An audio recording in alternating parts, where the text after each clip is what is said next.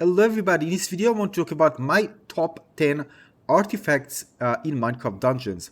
My favorite top 10 I should say. Of course it's very individual, each one of you might use different artifacts, depends on the build. But again, I have my favorite, the one that either I probably use the most, part of the meta, one that I really enjoy using, part of builds. So it's a combination of things because you can't really measure the artifact on its own, right? It needs to be have some kind, maybe a synergy and fit certain builds. But of course, some of the artifacts are really powerful and used by many in many builds. So we're gonna start with Iron Amulet. This Iron Amulet is probably maybe one of the most used ones I think in many builds, because again it significantly increases your defense, especially if you're using it alongside Guarding Strike. You feel like indestructible. Does this become even more significant if you are challenging yourself in duel with Tribes 3, with raid captains? This is just a lifesaver. Even more when you want to try out different builds that not necessarily have damage reduction capabilities, or at least not many of them. For example, not having 35% damage reduction on the armor. So this is where the Amulet fills in the gap and kind of support the build, at least in terms of defensive capabilities, so make you more durable. So it just seems like this is kind of close to a must-have in so many builds, but this is quite unfortunate, to be honest. I really don't want this because there are only 3 slots, and if you only you only have 3 slots, you really want to make kind of a more interesting things. But when some of the armors just don't have enough, things to support you in terms of defensive capabilities, well, Iron Amulet really kind of feels like, in some, of course, cases, feels like a must. But of course, there are many other builds that don't require this one. You can be just fine even without it. But still, it's very useful. We can't deny that. Alright, next one is Satchel of Elixirs. Another artifact become a meta. People really enjoy it because, again, you get different type of potions, which of course can lead to really nice, cool synergies. Depends, of course, on your build, and overall really useful because it's kind of an all-in-one kind of. Again, of course, it really spawns things that the game things that you might use. As you can see here, at least the potion it thinks you need. But the ability to have shadows, the strength potion, speed, all of these are very useful, especially when the artifact itself is tailored towards things that you need. And before that, of course, many use Gong, and now many actually change it to Satchel of Elixirs. Again, the more utility and options you have in a combat, the more kind of you can play with this in real time, and sometimes engage, disengage, and sometimes you can even drop other artifacts or other enchantments. For example, just getting speed. You can rely just on the speed if you get it from the satchel, and use other things in replacement in other type of your gear. So this can be very useful because it offers different type of options for you, random drops. It can be very useful to further optimize and pinpoint, your build to be very powerful without actually relying on, say, for example, just being slow because you don't have, for example, a boost of swiftness. Or still, some people, of course, use Death Cap Mushroom. It still give you kind of a nice, kind of a little boost of speed, but still. Great, very useful.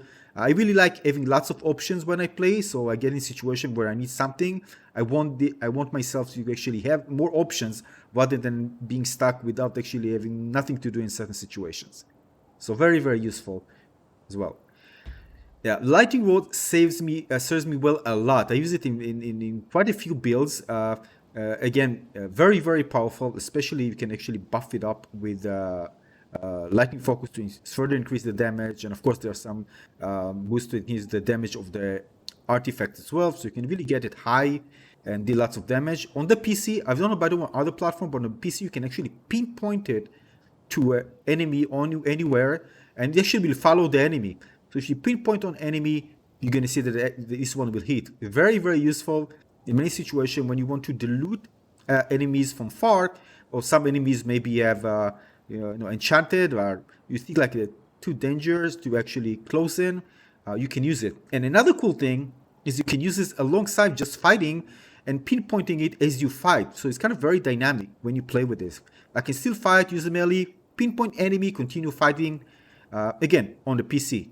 And this is very powerful. And it supports, of course, soul builds as well, which is required because of +1 soul gathering. And the other thing is that it doesn't really consume a lot of souls when activated, which make it very, very useful. Even if you create a build which is kind of more less intensive when it comes to maybe a hybrid build where it's not everything feels like it's souls, part of it is souls, you can still sustain it in terms of charging souls and still be able to use it very often. So so many reasons why I love the Lightning Rod so much. Torment Quiver. Well, this is just absolutely a blast. I really enjoy Daily Trials where it's just by default active. Again, useful in soul build, just keeping enemies kind of away. And of course, you can chain tons of damage with this. Very, very useful. Now I'm not using it as much, but I remember using it like a lot. I think before to update, something like that. It was very, very useful for me. Still is, by the way, but I'm not using it a lot. Satchel of Elements. Oh boy, this one. Well, I use it mainly in Ancient Hunts, where I actually wanted to use I use it in a roll build, alongside Feather, by the way, to be able to just spam Satchel of Elements like crazy. And you just delete everything. You can just go and just roll. It's a roll build basically using Satchel of Elements. And I use it so much. This is why it enters my top 10. It serves me so well farming Ancient Hunts until we get the luck, and you could just get gear by just rolling in the Piglin Mantra. But still, of course, I enjoy doing Ancient Hunts, but not as much as I used to before. Now I'm focusing on the tower. But again, we definitely deserve praises because it was so much fun using it. Spamming Satchel of Elements, especially when you get the lightning, is just crazy. It's just crazy and it's so much fun. So I definitely always have a good memories for this, although I'm not using it as much right now. Love Medallion. I think this one deserves a lot of attention. I think it got more attention for me now with the tower. So many people decide, all right, it's getting great using the Love Medallion, turn enemies into allies, and I actually use it also with the one of the armors that actually resets when you use poison. So basically, I can actually spam this one and turn lots of enemies into allies. So the thing is that it's really fun, and the fact you can actually not just that, you can actually buff enemies because they are now actually your pets. So basically, you can just buff them and use really kind of nice synergies with the totem, for example, just buffing enemies and let them fight for you, or just using some kind of perks that increase their damage. It's really fun. Of course, the higher you get it, the higher the boosted damage. And of course, after some time, enemies just drop, and you just don't need to take care of them. You just need to make sure that if you activate it, even with creepers, and you're a bit late, they can actually explode on you even after you turn them into allies. If you just do it like last time. But it's really cool kind of turning enemies into allies. It's just fun. I use it a lot in the tower. I'm really blessed to use. I'm enjoying it so much right now that definitely it gets into my top 10 right now, but I used it before as well. Maybe not many people would consider it like a one that to use, but again, for me, this is a personal rating. I love it a lot. Soul Lantern. This is by far my favorite pet to use. You can actually check my channel. I made some pet soul builds with this. With two of them, I'm buffing them up with the tome. Some may say totem, but tome.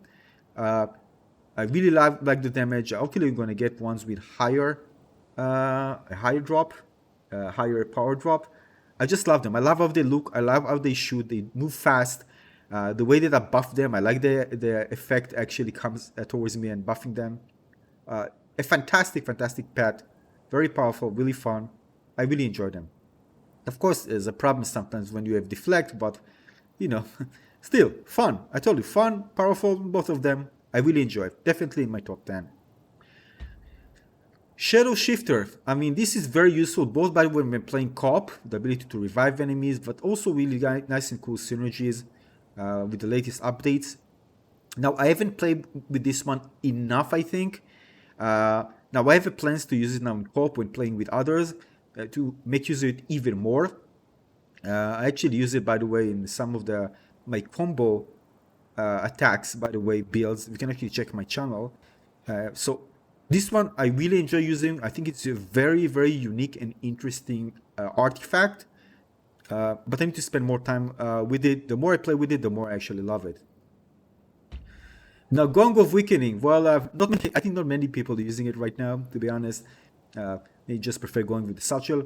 But once you use a build where you can actually spam it, man, this is just crazy. I have some builds, roll builds with cooldowns and with faster cooldowns on the armor, where I just spam the Gong of Weakening like crazy. And probably if it was 30 seconds, it wouldn't be that great, but 20 seconds, I mean, just so much fun.